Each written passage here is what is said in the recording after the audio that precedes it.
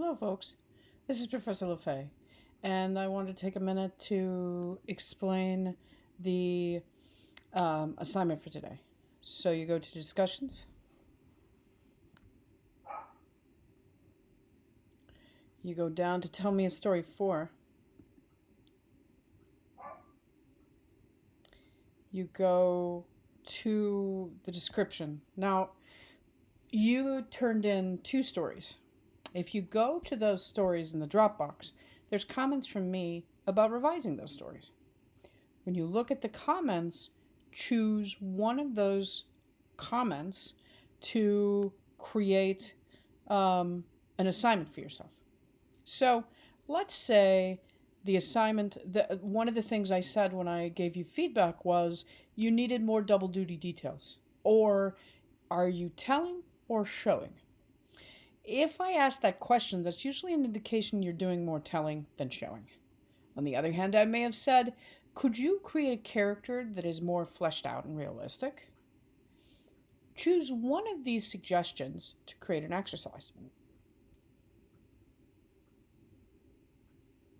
So, let's give an example.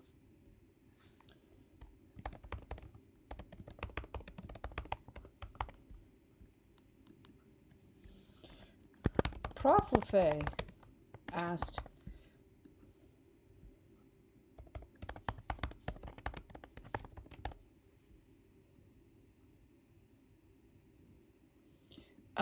asked me to revise my poem using more revealing details that showed what my poem was talking about.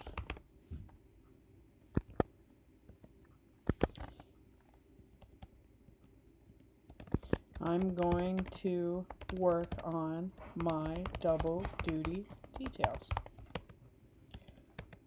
for this exercise. I read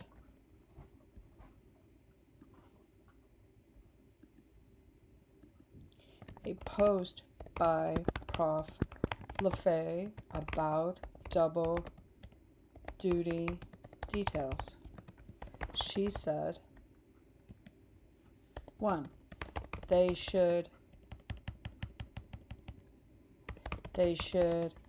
reveal 2 things at one time, like plot and character,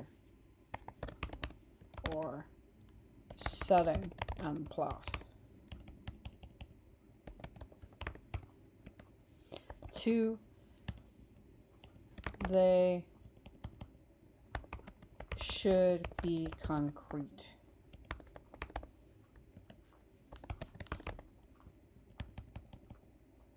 They should be partial. They should be unique. They should be sensory. Here we go. In my poem, I said, my grandma was the greatest ever. I felt lonely never. We ate, we laughed, we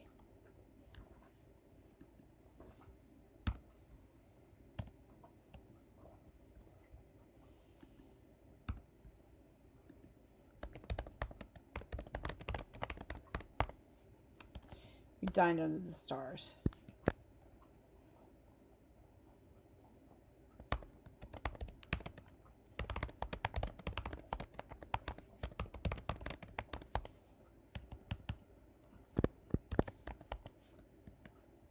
Okay.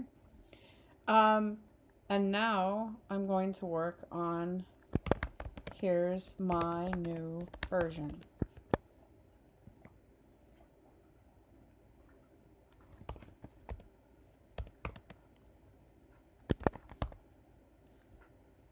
Granny May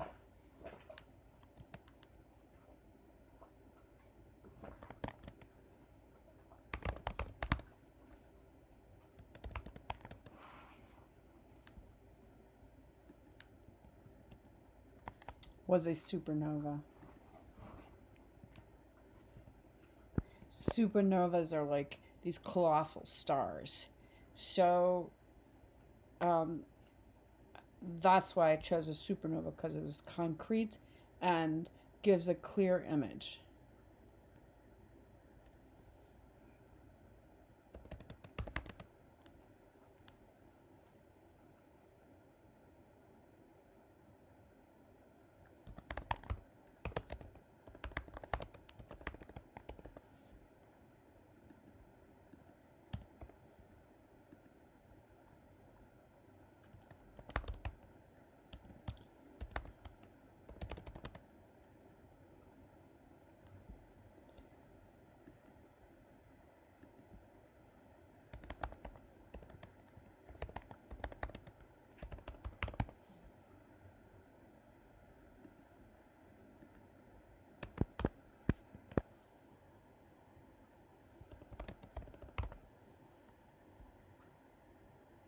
In her creaky floored cottage, smelling of fresh baked cookies and old books.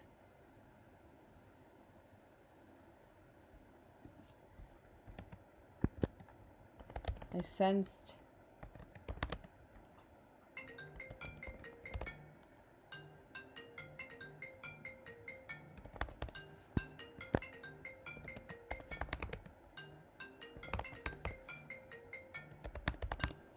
sensed her smiling self in every dusty corner.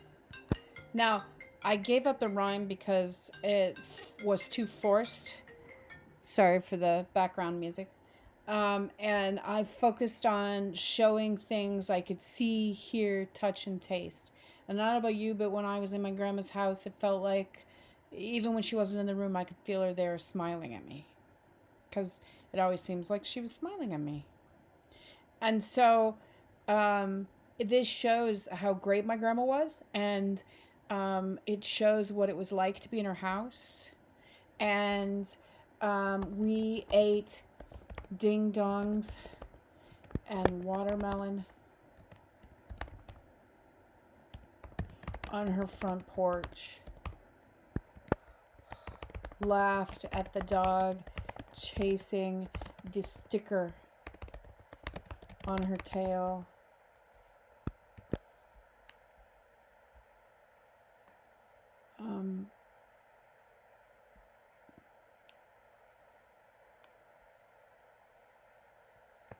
And counted stars as they appeared in the darkness.